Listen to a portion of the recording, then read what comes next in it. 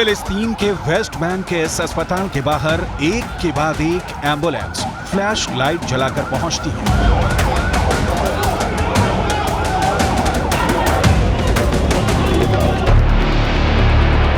पहले का दरवाजा खुलता है तो एक लाश निकलती है।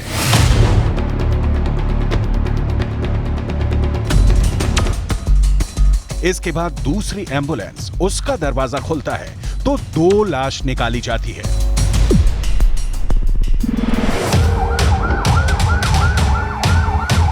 अस्पताल में तीसरी एम्बुलेंस आती है तो जैसे हाहाकार मच जाता है।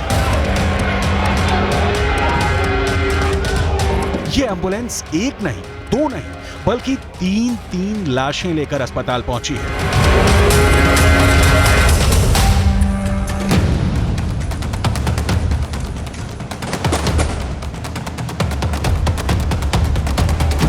ये है वेस्ट बैंक की गलियां।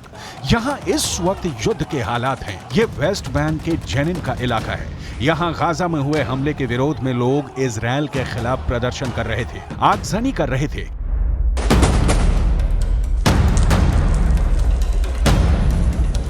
तभी अचानक वहां इजरायल की सेना की गाड़ी आ जाती है, गोलियों की आवाज सुनाई देती है और लोग इधर उधर भागने लगते हैं।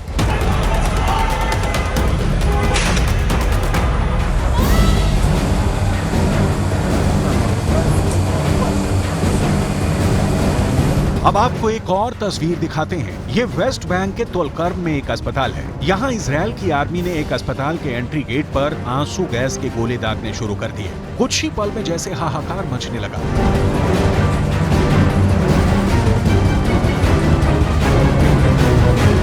अस्पताल के आसपास में धुआं उड़ने लगा, अफरा तफरी मच गई। लोगों को लगा कि गाजा के बाद अब वेस्ट बैंक पर भी इजरायल की सेना ने हमला कर दिया है।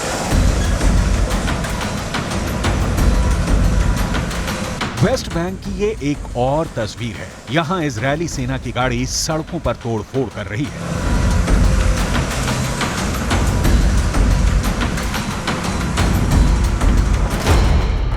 ऐसे में ये सवाल उठ रहा है कि क्या इजरायल अब वेस्ट बैंक को दूसरा गाजा बनाना चाहता है? वेस्ट बैंक फिलिस्तीन का वो हिस्सा है जो गाजा से करीब 20 गुना बड़ा है और यहाँ करीब 30 लाख लोग रहते हैं जो फिलिस्तीनी हैं। यहीं से इजरायल को अब 7 अक्टूबर जैसे हमले का खतरा सता रहा है।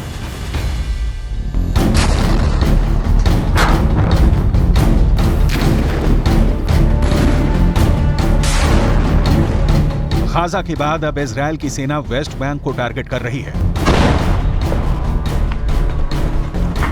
गाजा के हजारों लोगों की मौत के बाद अब वेस्ट बैंक में बहुत गुस्सा है। ये भी फिलिस्तीन का हिस्सा है और यहाँ लगातार प्रदर्शन हो रहे हैं। वेस्ट बैंक के लोगों की आवाज को दबाने की कोशिश हो रही है। फिलिस्तीन के स्वास्थ्य विभाग के मुताबिक 7 अक्टूबर को हुए हमले के बाद से ही वेस्ट बैंक में कम से कम 178 फिलिस्तीनियों की मौत हो चुकी है। इसमें कई इजरायली सेटलर्स की हिंसा में मारे गए, जबकि कई इजरायल की सेना की कार्रवाई का शिकार बने। इनमें 6 लोग तुलकर्म शहर में मारे गए, जबकि जेनिन में 15 लोगों की मौत हो चुकी है।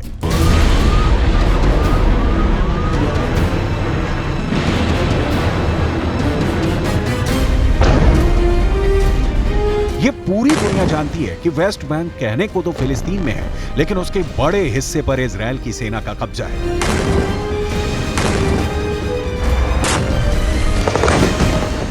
हमास के साथ युद्ध में इजरायल अपनी रणनीति हर दिन बदल रहा है। इजरायल धीरे धीरे अपने लोगों को वेस्ट बैंक में बसाना उसने शुरू कर दिया ताकि वो फिलिस्तीनियों को कंट्रोल कर सके और उनके इलाके वेस्ट बैंक और इजरायल के बीच बफर जोन के रूप में भी काम करें। वेस्ट बैंक और पूर्वी यरूशलेम में इजरायल के करीब 7 लाख सेटलर्स रहते हैं। मतलब कि इजरायल की 10% आबादी वेस्ट बैंक है या कहें कि फिलिस्तीन में ही रहती है।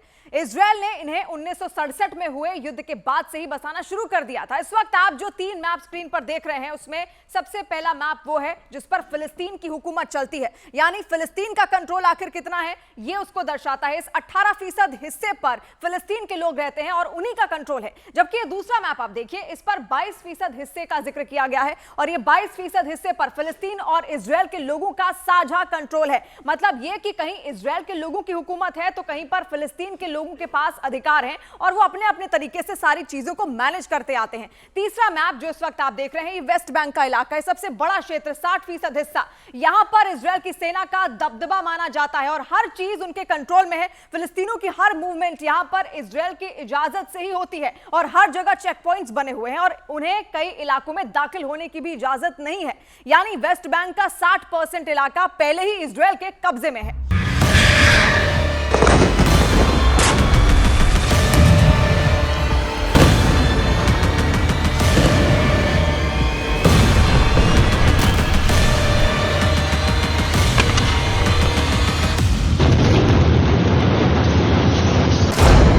गाजा में इजरायल के विमान तबाही मचा रहे हैं, हजारों टन बम गिरा रहे हैं। इजरायली हमले के बाद गाजा खंडहर में तब्दील हो चुका है। आज पूरी दुनिया में इस युद्ध की चर्चा हो रही है। युद्ध को लेकर दुनिया दो धड़ों में बंट गई है। एक धड़ा वो है जो इजरायल की इस कार्रवाई को सही ठहरा रहा है, तो दूसरा वो जो इसे फिलिस्तीनियों पर जुल्म बता रहा है। लेकिन गाजा के साथ ही इजरायल वेस्ट बैंक पर आहिस्ता आहिस्ता आगे बढ़ रहा है। वेस्ट बैंक में इजरायल के ड्रोन से मिसाइल हमले किए जा रहे हैं।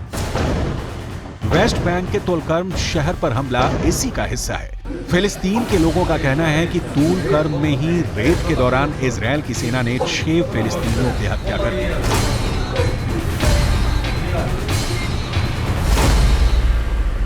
كلهم وطبعا في اجسام من في صدرهم كانوا متصابين بس الاغلب برؤوسهم والله يرحم كل الشهداء ان شاء الله يا رب.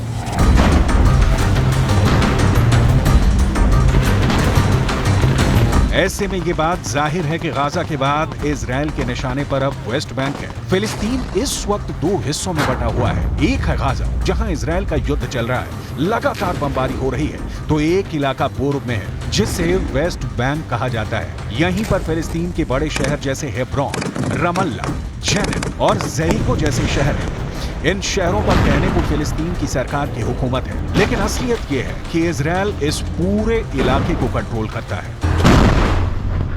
एक तरह से देखा जाए तो वेस्ट बैंक और पूर्वी यरूशलेम के करीब 26% हिस्से पर इजरायल अपना हक जताता आया है और वहां पर सेटलर्स को किसी भी तरह का कंस्ट्रक्शन करने की यानी घर बनाने की पूरी इजाजत नहीं है और इजरायल की सरकार इन्हें साल में करीब 40 करोड़ रुपए देती है, जिससे यहां रहने वाले लोग फिलिस्तीन के लोगों की हर खबर पर इजरायल की सरकार तक वो पहुंचाएं और अगर फिलिस्तीन के लोग किसी तरह का कोई भी निर्माण काम यहां पर करवाना चाहते हैं तो वो इजरायल की सेना को रिपोर्ट कर दें और फिर इजरायल के बुलडोजर उस जगह को ढा देते हैं। और फिलिस्तीन के लोगों को काबू में रखने के लिए ड्रोन, इजरायली सेना की गाड़ियां हमेशा इन पर निगाह अपनी बनाए रखती हैं और इजरायल के सेटलर्स को सरकार की तरफ से हथियार तक यहां बांटे जाते हैं, जबकि वेस्ट बैंक के लोगों को हथियार रखने की इजाजत नहीं है। और यही वजह है कि सेटलर्स और फिलिस्तीनी लोगों के बीच हिंसा यहां पर और ज्यादा बढ़ जाती है।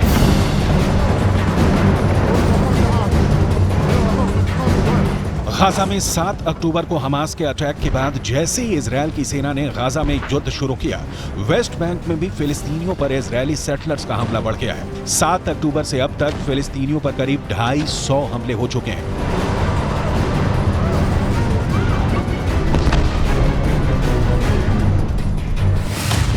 इसमें 174 घटनाएं फिलिस्तीन के लोगों के घरों या उनके सामान पर हमले की रिपोर्ट की गई है, जबकि 30 वारदात वेस्ट बैंक के लोगों पर हमले की सामने आई हैं। इसमें कई लोग घायल हुए हैं, जबकि 37 ऐसी वारदात हुई है जिसमें फिलिस्तीन के लोगों से मारपीट के साथ ही उनके घरों को भी नुकसान पहुंचाया गया है। हालात ये है कि वेस्ट बैंक के इलाकों में लोगों को घर छोड़ना पड़ा है।